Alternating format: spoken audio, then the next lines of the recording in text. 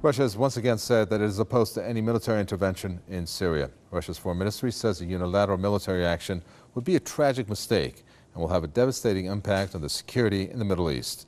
Moscow has warned the U.S. and its allies against repeating their past mistakes like the one they made regarding Iraq. It has also warned the West against pointing the finger of blame on Syria regarding the alleged recent chemical attack.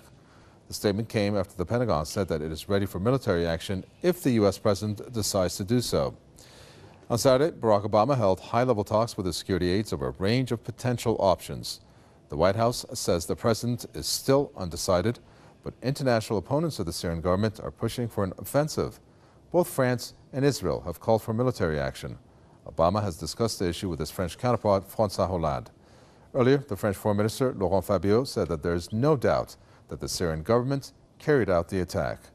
The British Foreign Secretary, William Hague, has come up with a new accusation, saying that Damascus may have already destroyed any evidence of its chemical use.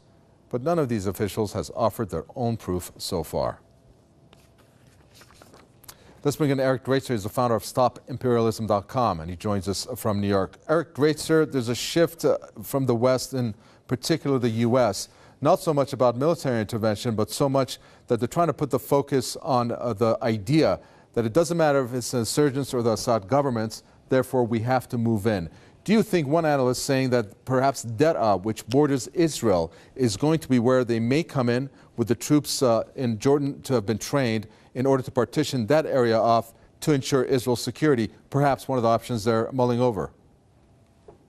That's entirely possible, though I would hesitate to make any predictions as to what the battle plans may be. However, the point that you were alluding to, I think, is a very important one regarding the timing of all of this. We should note that it is of critical importance to the United States and its allies in Europe and around the world that they move on this as quickly as they possibly can. The timetable is incredibly short for the very simple reason that as the days and weeks pass, more and more information will come out that will show quite clearly that whatever attack did happen was not carried out by the Assad government, that any claim that Damascus carried out a chemical attack will be seen and will be proven, whether it is by the Russians or other UN chemical weapons inspectors or whomever it may be. And so I think that the massive propaganda thrust that we're seeing in the United States and in France and in Israel and in Europe more generally has to do with this timetable and the fear that they will not be able to get their intervention in a couple of weeks.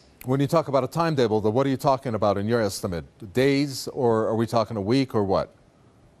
Well, it remains to be seen, simply because we see two factions emerging here in the United States, particularly within the political ruling establishment. On the one hand, you have the warmongering faction of John McCain and people of that ilk who have been calling for a full-blown war, a military intervention since the very beginning. On the other hand, we seem to see some degree of levity and cautiousness from Martin Dempsey, from Obama himself, and from those who fear engagement in Syria. So this tug of war between these two factions, that is what is going to determine whether we're talking about continued subversion through proxy forces or an outright military campaign.